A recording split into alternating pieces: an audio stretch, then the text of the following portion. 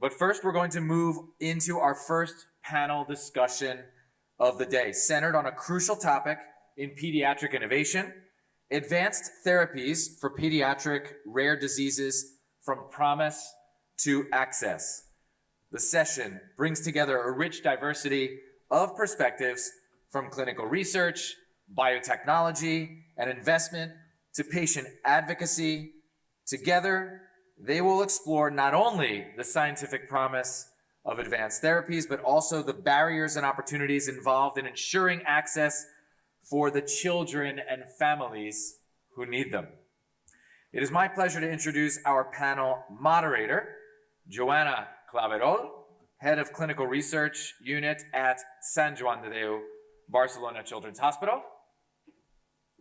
And our speakers as well, Dr. Laura Carrera, Neuromuscular Disorders Unit, Department of Pediatric Neurology at Sant Joan de Déu, Barcelona Children's Hospital. Javier García, co-founder of Columbus Venture Partners. Jesús Merino, president of La Lucha de Abril. And Diego Pignataro, project management manager, SPG 50 Viral Gen. Before we begin, just a quick note. This roundtable will be conducted in Spanish. So, if you need, and if you already have from outside, there is simultaneous interpretation available. Once the discussion has finished, you may return the equipment during the coffee break. I believe it's channel 3, we have said. So, Joana, over to you. Thank you so much.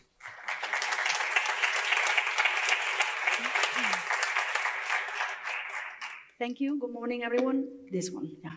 Oh, I think there is an overlap with the mic here. I will speak here.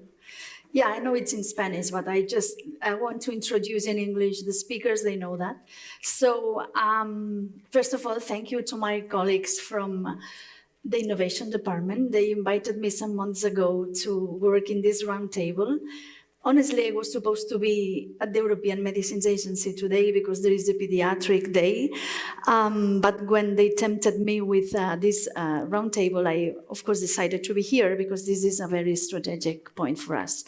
So I would like to introduce, first of all, myself. I'm the Director of Clinical Research at the Research Institute Sant Joan de Déu, and I'm head of the Clinical Trials Unit. And I will very briefly introduce you the speakers, and then we will switch to Spanish. So first of all, Dr. Laura Carrera, she's a pediatric neurologist in our hospital in the Neuromuscular Pathology Unit of Sant Joan de Déu. And she's a member of the Clinical Trials Unit because she's sitting there every day of her life. She has focused on clinical electromyographic, genetic, and therapeutic aspects of pediatric patients with neuromuscular diseases. But she's beyond a very good doctor. She's a very good researcher, and she's a principal investigator for different studies in our unit, and also projects on the description of the medical history of the natural history of these diseases, focused on neuromuscular and rare diseases. So thank you, Laura, for joining us. She has a great experience in advanced therapies administration, so it's great that you are here. Then I will introduce Javier. Javier García, he's the founding partner of Columbus Venture Partners, investing in biopharma, life science, and medtech. He has over 25 years of experience in Eli Lilly company in the past, and he brings a deep industry expertise and leadership. He serves on the boards of Highlighting Therapeutics, Vivet Therapeutics, Viral Gen Vector, Cocoon Therapeutics, Singoy, and NER. Wow. And he's the founder and secretary of Fundación Columbus. They are working very close with our institution. We will explain afterwards. And he's dedicated and very, very experienced in the field of advanced therapies in ultra-rare diseases. Thank you, Javier. Now I will introduce Jesús. Jesús is a senior technician in electronics and officer of the Mossos d'Esquadra. For those of you that you don't know, the Mossos d'Esquadra, it's a Catalan police. But he's not here because of that. He's here because he's also a father and an affected girl Abril, and he's the founder of La Liga de Abril. This is a foundation because they are affected with an ultra-rare condition, SPG52. So he's the president of this association, and he combines his work, his professional work in the Catalan police force with this commitment and supporting research on gene therapy. So you will see how parents support research directly, and this is part of the model that we want to discuss today, because this is not the standard way to develop medicines, what we will approach here. Thank you for joining us, and then we will switch in Spanish also because for him it's easier, so don't worry. And last but not least, Diego Pignarato, he holds a PhD. He's the head of the project management department at Viragen, where he oversees the program and execution and client communication for advanced and gene therapy projects. And he brings more than a decade of experience in AAV vector research and development, including roles at the CIMA University of Navarra and International Research Institute. And he will bring the vision of the complexity of the technology that we are talking about here and the role that they play in the middle of this development. So I will very briefly I will sit, first of all, and just focus on the objective of this. No, I will not sit because I have some slides.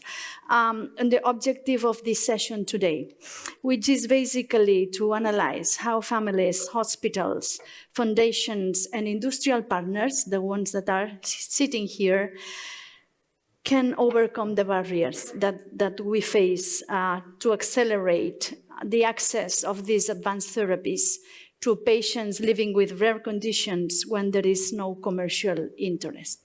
So that's the focus of our presentation and our discussion. So I will very briefly just focus on some slides, again, because we are talking about that. These are rare and ultra-rare diseases, and you know these numbers. These are small numbers, but overall, these are not small numbers when you see that affect 3 million people in Spain. That has been also mentioned, less than 50% have a diagnosis, and we will discuss about that. Because it's very difficult to find a treatment if you don't even know what are you fighting, if you don't know the name of the disease. So this is a dramatic situation that we have to improve. 94% of these diseases have no treatment. That's why we are here today, to see how to change this reality, because what is clear is that the standard development of drugs, it's not the model for these particular conditions. We know that 80% of them are genetic. That's why we are here talking about advanced therapies, because we really believe that these therapies can play a big role to treat or potentially cure part of these diseases. And of course, 75% of these have their onset in the pediatric setting. So it means that they affect children at the beginning. But this is the reality of the market. 29 advanced therapies have been authorized in 16 years. 12 include pediatric indications, but 8 of these have been withdrawn from the market. And the reason, it's not particularly for safety reasons, it's basically for commercial reasons, because there is no model of return of investment in these treatments. So that's why we are here today, to discuss a different approach and to see how in a different way we can solve the access to these treatments and change this paradigm. So we are losing competitiveness in Europe in terms of research. The fact the numbers are dramatic when you compare to US and China. And that is also a challenge, because it means that our European population will have less access to innovative treatments. And that, guys, it's a problem for all of us. Of course, the conventional development of drugs, as we have seen with the withdrawal from the market, it's not suitable for these therapies, and access remains a limitation. So now, yes, I will sit, and I will start the discussion with the father, because we are here because of him, and because of Pilar, because she came with him to the hospital once, and he introduces us the situation of Jesús. So Ahora paso al castellano. Jesús, tranquilo. I will now switch to Spanish. Don't worry, Jesús. I wanted you to explain. I was saying that you're here due to a need that you have, and it's a need that many other parents have. And this is why we're having today this round table. So please explain a little bit your vital path, the why you are here, and also the second part, which role are you playing with pushing for investigation for a possible treatment? Well, first of all, thank you for the invitation to be here. Thank you to all the people that have managed and have made possible us being here. Our history begins with Abril, with a cognitive development and a baby development at 10 months it started, and we had a feeling that something was going wrong, that was not properly growing correctly within her. At 3 years of age, we had a late diagnosis. I consider it as a late diagnosis because I think a sickness to diagnose it at 3 years is late when we felt something at 10. So it's the SPG52 disease, the one that was developed. And so our geneticist and our neurologist said that there's only 6 diagnoses in the world of this sickness, and that they do not know what is going to happen with Abril. They don't know what will happen in the future. Will she have muscular problems? The clinic pathology describes certain things, but there's not a specific path. There's nothing to be expected, and that we will have to learn as we go, basically. And so it was a shock for our family, of course. But we said, okay, well, let's not just stand still. I mean, this path that is unwalked, we need to build it ourselves. And that's why we created the Fight for Abril association, to give Abril a better future, to give a better future to the diagnosis that existed at that time, and to try and create a path, to trailblaze, basically, to ensure that just like you go to the doctor today and any disease gives you a structure and says, okay, this is what you have, this is what we're going to do, these are the tests that we're going to do, you have this medicine, this drug that we will test, we will try this new treatment. So with Abril, we did not have that, and as parents, we were scared due to the lack of knowledge. We were looking for information on a constant basis. We were trying to do our daily job with the taking care of Abril, with the taking care of our other daughter, working in this association. So it was a tough path. And how did you decide to change this path? And how did you end up in the Autonomous University of Barcelona by pushing for an investigation? Well, at the end of the day, we thought, look, if we just sink and we just don't try whatever we believe is necessary, if we don't give that opportunity to Abril, to the other kids with that disease, we just had this feeling of sadness. We turned it into work. We started doing events, we started selling solidarity products, we were looking for information, and it was casual, it was unexpected. Through an IGTP neurologist, Miriam Tirón from the Autonomous University of Barcelona, we met her and we presented our project as an association. We didn't have an investigation project, we just had a work project. We presented it to them, and the team wanted to take responsibility for this possible gene therapy for the SPG52. We wanted to give an opportunity to these kids, and that work has reached today a very high point. We have over 750,000 euros for the university, collected for the university. For a single family is a lot of money collected, honestly. And we're in an investigation that is in phase 3 out of 4 phases, so we're really proud to have managed this. I would like to give the floor now to our colleague from Vidalgen, to Diego, because he has explained that they financed an investigation in preclinic at university. They have done the animal models, the animal testing, and so therefore this needs to take this step beyond from the preclinic to clinic, the transatlantic step. So we'll need not only an investigator in a clinical trials unit, but we also need financing and we will also need technology. And to be able to talk about technology, I wanted to ask Diego, what do you have to do? Where could you have a role in this moment before concluding pre-clinic and going into the clinic phase? Well, also thank all the organizers and all the people that are here. I understand perfectly that perspective, those few questions that you might have of what is this? How do I treat it?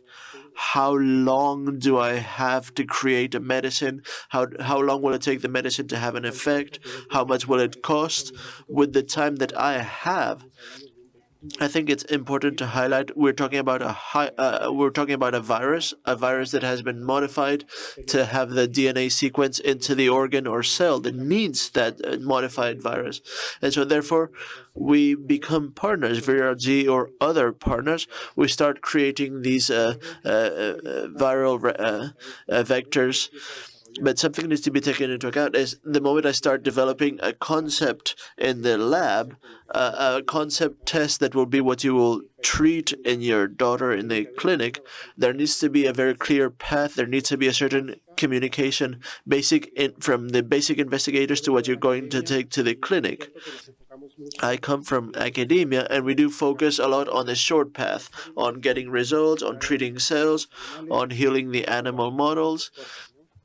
So basically, the short path.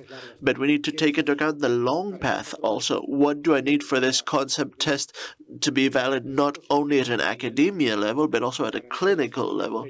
So for us, it would be absolutely wonderful to have someone that arrives and says, okay, we have a secure test. For example, a viral vector that has preliminary data on stability, it has a formula, it has security data also, questions that maybe in the lab we do not ask. And so from that communication, from that initial development with us and with any entity that is generating these vectors directed to a clinic, we know some cases where we develop for many years therapy at the academia level, and the results are wonderful. And this product that has been tested at a small level needs to be taken to clinical level. We need to produce a lot of liters of a product because this is a virus that is produced within cells. And what happens? Once we free these cells, we liberate these viral vectors. For example, if we take the example of a bottle, the bottle has certain particles that capture this virus, and these particles capture most of these virus, but some of them are modified virus that are new virus that are impossible to capture and they are lost. And that's why we enter a development phase that could also be limited in a certain way. The investigator that has spent years and years working on that would have to recheck, look backwards, and redevelop a new concept test, which will require time, costs, money. And so also, how long do I have, how much time do I have to develop this therapy? Because the clock never stops. I think it is very relevant for Jesús, this information, also to divulge it to other associations that, with a very good will, are pushing for and financing this preclinical investigation. But they need to take into account that this program need to incorporate the scalability phase to go into clinic. So maybe if you haven't taken that into account, you have to go back to the beginning to retest this medication. So it's important to share it with other associations that are pushing for all of this, and obviously due to a lack of knowledge, because obviously all these technicities and all these regulation parts you don't need to know them. Within the work that you do within the association, working for the association, for your family, for your work, you certainly need to learn about genetics, all the lack of protocols that should exist. For example, you need to work in learning about that. So the associations, the parents have a path that's slightly clearer, slightly easier. So it would be relevant to be able to build that. I wanted to continue talking with Diego because there's over 6,000 rare diseases, many of them genetic. So if we needed to create 6,000 treatments, it would be tough. So how to do the scalability of this? It has a high cost, obviously. You have a certain model that works well, So could you explain the platform model that you have to make this scalable and sustainable? Because clearly families cannot expect to have complete developments for so many diseases. Yes, the platform concept is basic. When we want to reduce time and cost, we need it. We follow a single recipe to generate a certain product.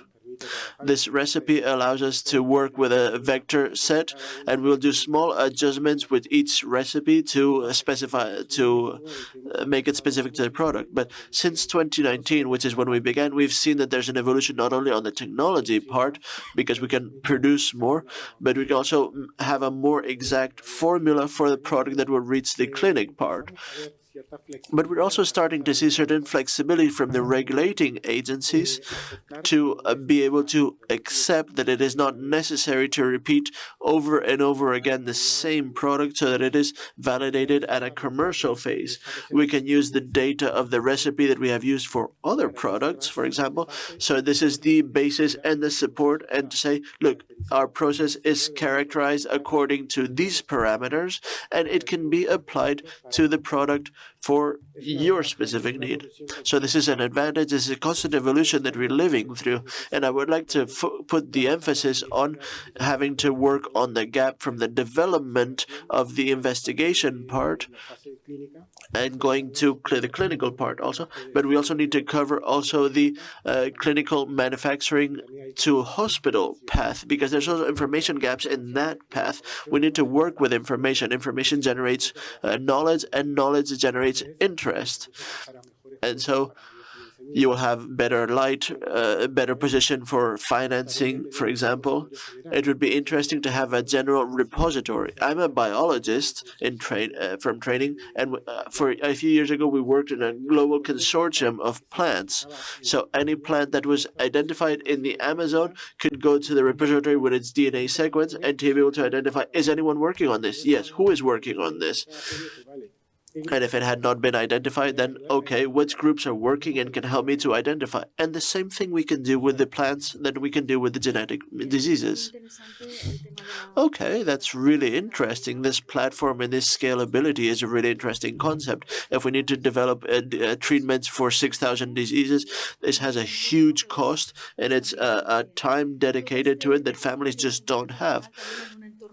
This development is also within a regulatory framework that can accompany us better or worse, for better or for worse. Can you help us with the regulation for rare diseases?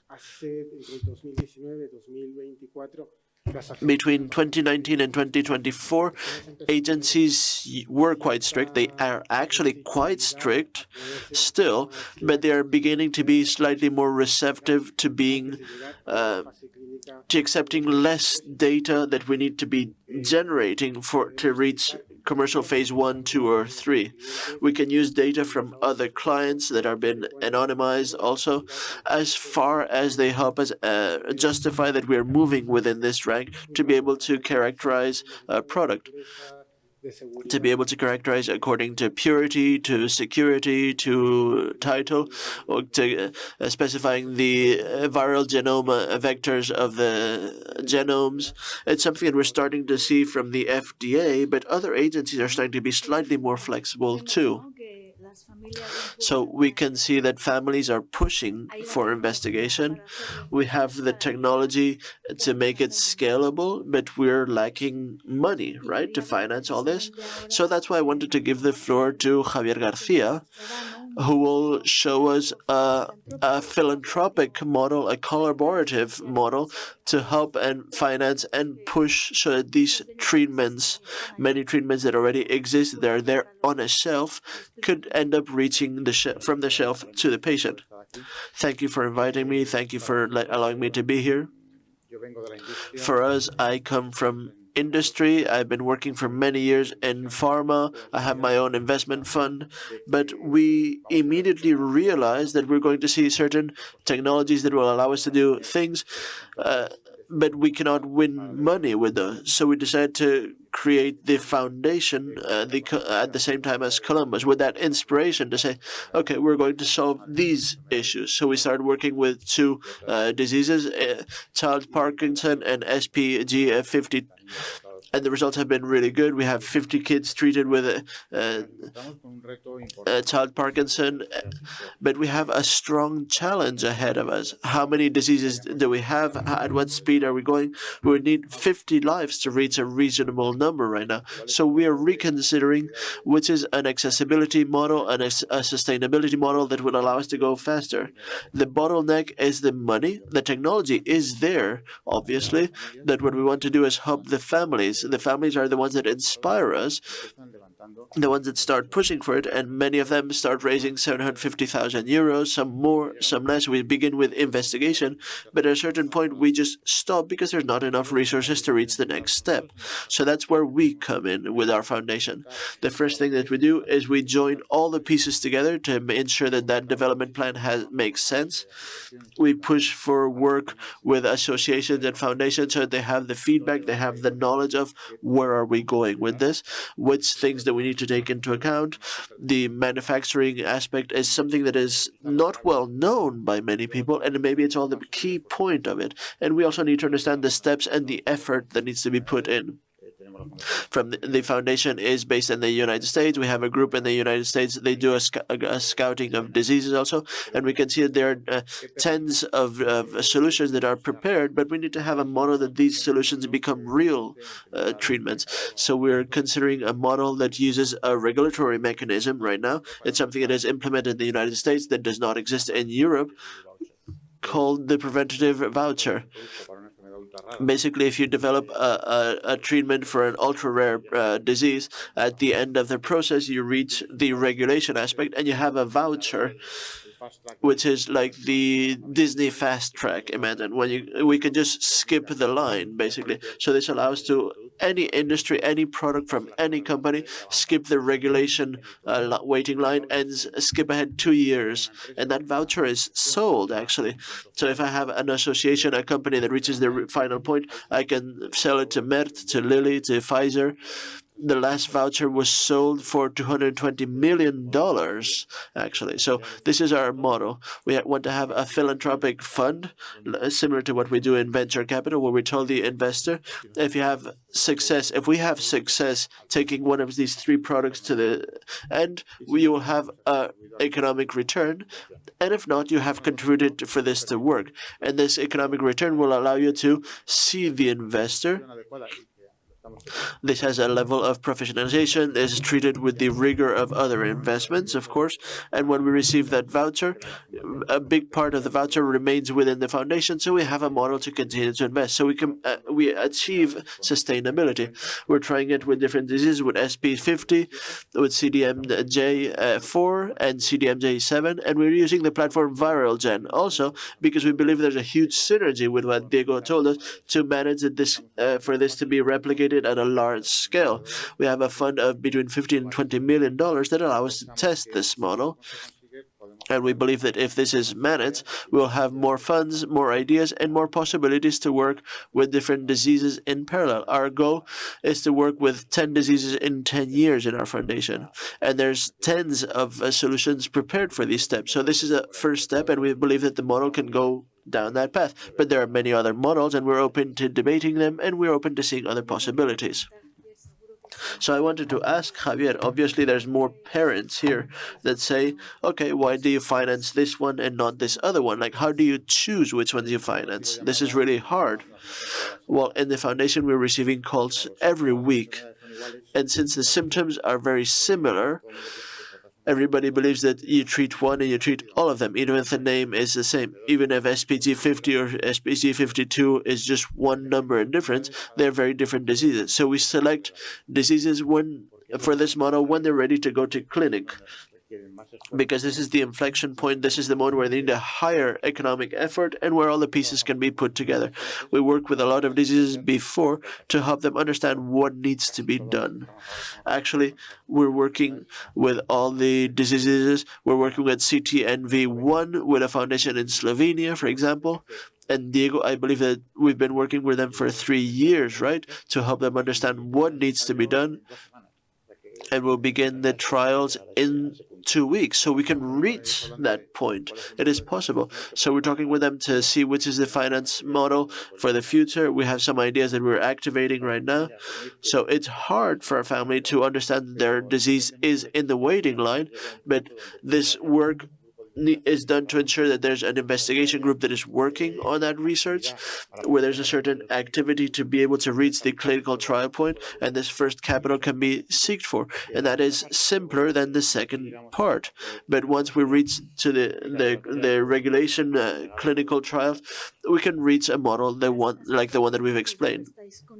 So you've mentioned that you have this pilot model, these few diseases, and you were telling the public if anyone has any other ideas of how doing this, they are more than welcome. I think this can be interesting for for our coffee time to discuss these ideas.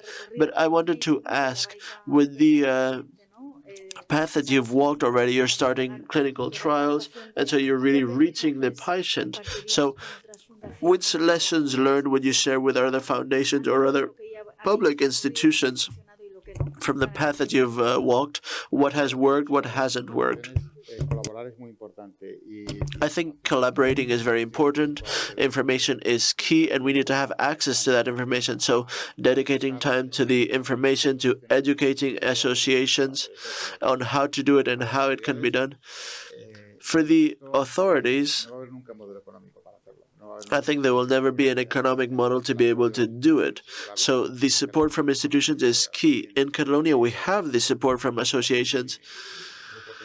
We've had a very strong support, but there's also a component of knowledge. For example, what we've learned in child Parkinson has a huge application on adult Parkinson, and the neurodegenerative diseases can be applied in other areas too. So there's a frontier of knowledge that these rare diseases are bringing to the table that makes it necessary to investigate them. First of all, because there's a need, and second, because there's a possibility to expand it to other ones. So institutions need to be aware that this is frontier technology that is solving an issue, but it's not only lost money. And we also can consider financing and accessibility models that in other ways cannot be considered. So I think this is a very interesting, positive, potentially positive model.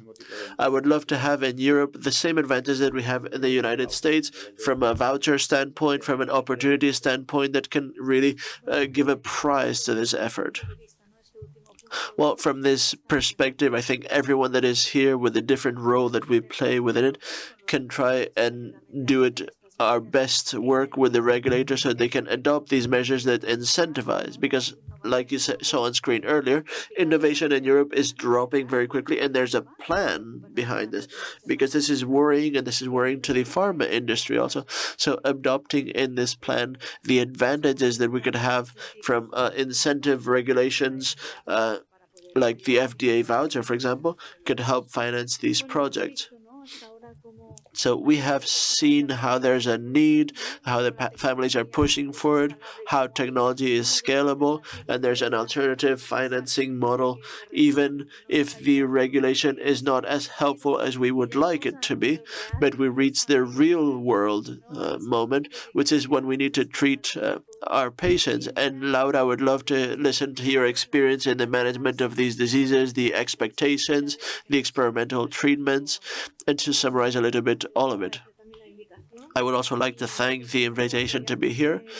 First of all, I wanted to highlight the figure of the patient and of the families, because today we're here at this round table, we're all here together, thanks to one of the patients that we follow in the hospital. It's Ona, affected by SPG 50, and it was thanks to Ona, to her family, to the Columbus Foundation, that we were able to create a team and start treating an ultra-rare disease for the first time ever in our hospital. So which challenges does it mean to administer this therapy in the hospital? It has certain challenges. It is possible, but you need to have a team of professionals that are willing to start new paths, take new initiatives. The administration of gene therapy can be very different. In our hospital, we have used intravitreal therapies, intravenous, in many different type of therapies. And we need to have a certain monitoring, security monitoring specific that is really, really important. And we need to give support to the family and manage the expectations. They are experimental therapies, after all. So the first point is security and to guarantee for the future that this therapy is secure. But we also need to manage the expectations of the families, what families expect for the future for certain therapies that are being treated now. And the experience years with this therapy is very short. We need support from the media also in many different senses, since the monitoring is very complex as far as security. And we need to give all the support that the patient needs, that the family needs, and that the hospital needs also to be able to take this treatment to good port.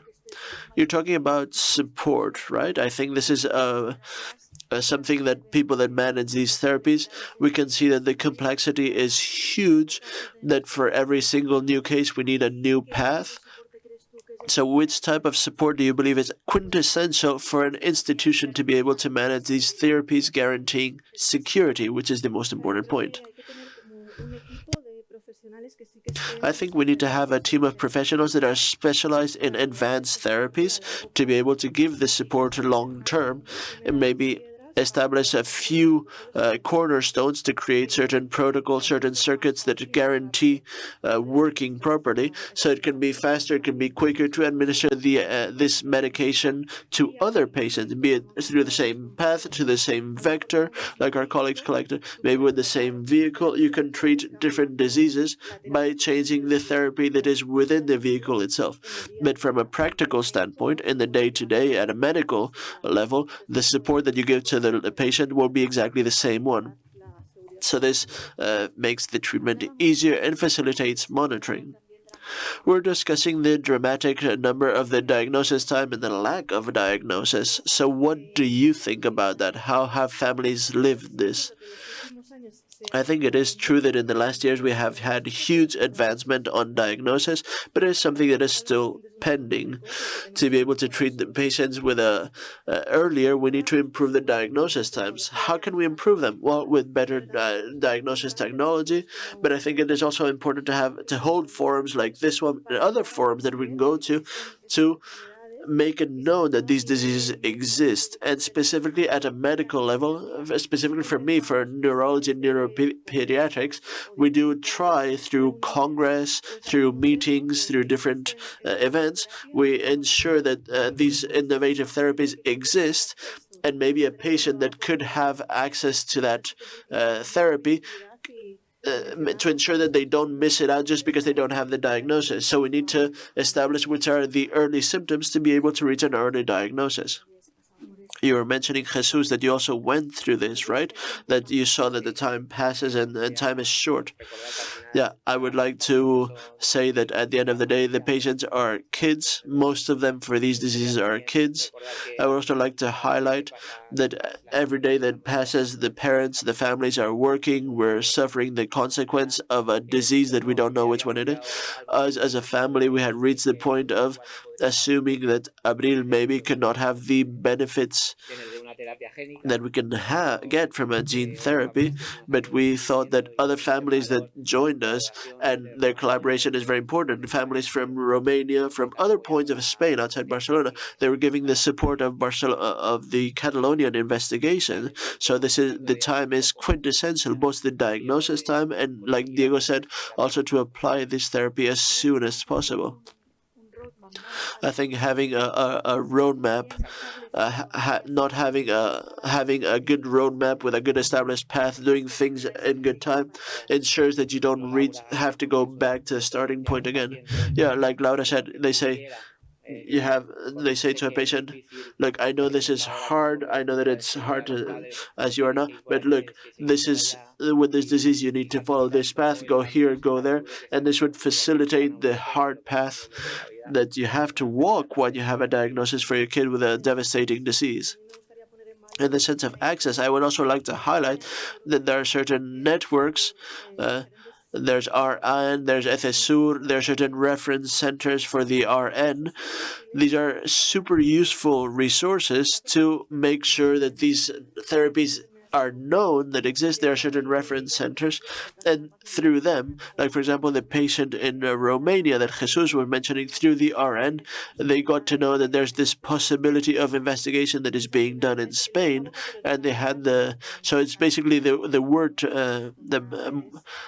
ear to mouth resource through an institutional level.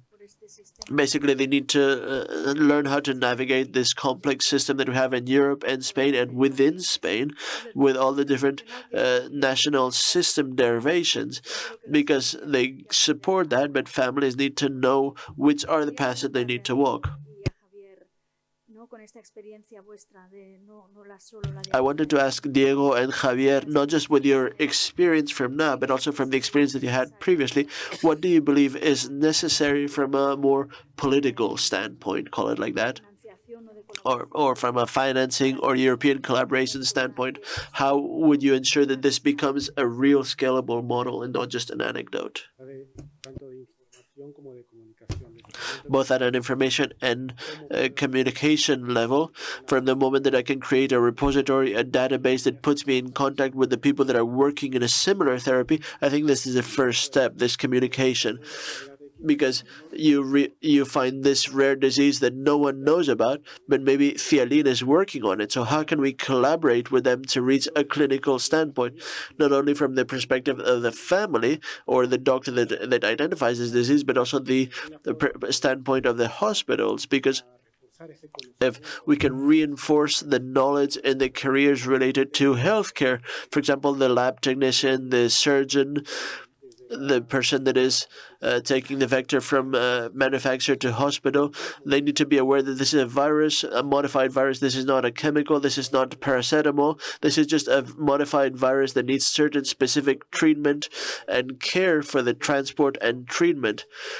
They need to be familiarized on how to unfreeze, how to manipulate this, which is the clinical device that we use to inject it and reach the brain via intramuscular or intravenous.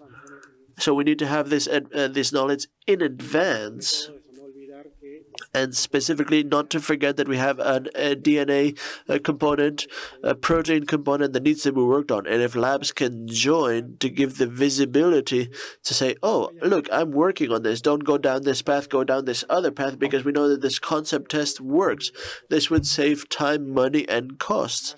And so we could reach in a more secure manner the clinical manufacture level. And if we reinforce it with the regulation aspect, who are being more open, more flexible, we could accelerate to ensure that these treatments reach the patients in less time. Javier, your vision? I think we're talking about frontier technology. We're in the version 1.0. Yesterday, we published an article about a genius idea from Bidu, an American scientist, where we can start communicating certain aspects. We'll see incredible things in the next year. So in Europe, we cannot just fall asleep thinking, oh, someone else have the solution. No, we need to have initiative and leadership in this area, and it's important to have financing. And the ultra-rare diseases can be a spectacular test field to develop this technology and reach other areas of the world. I think the national healthcare system has certain mechanisms to spread the resources to the areas that are really important. And at a European level, we can unify the criteria to ensure that there's European funds. Great. Many of the grants that we receive come from California, from the NHS in the United States. I don't think I've had any grants from the European Union, so this is very symptomatic. So we need to do something because we're waiting for others to solve it. We have the obligation to solve it because we're going to give an answer to the families, and also because this is a technological change that is here to stay and will change the way that we see medicine. Okay, I think we should start concluding, but here comes a little bit of improvisation for a minute, and I will ask each one of our four speakers. So I will ask them, what are you asking for i4Kids? We're in a forum to push for the development of technologies and innovations to find solutions for pediatric population and for the rare diseases. So what is your ask to them? I request continuity, to not have just a motivation from this year. I want to see it for 2025, 2026, 2027. I want to see it beyond those years because we're in the frontier of that knowledge and of being able to apply that knowledge to the clinical. So this is the message that I like to transmit. Continuity. Hope for me, hope for my kid, hope for my other 54 kids that exist in the world. I would like to have specific actions to finance and to have access to these diseases. Well, I would like visibility of the rare diseases and accessibility. So to ensure that a family from the living room of their house that receives a diagnosis can connect in a simple way to know if there's something available or not for their kid, some sort of treatment, some sort of monitoring. Okay. Well, this is basically a call to action, like Joan said, and what I'm asking for I4Kids, in line of what they asked, is to continue having these discussions, to continue to lobbying, to talk to the regulators, to look for financing, to go to the European Commission to request financing. I think there's a lot of people here that are very involved in this, and we cannot just drop the opportunity just because families are working on it, technology exists, there's financing models, and there's hospitals that are prepared and that are ready. So we are all responsible to ensure that this discussion does not end here today. Thank you again. Goodbye.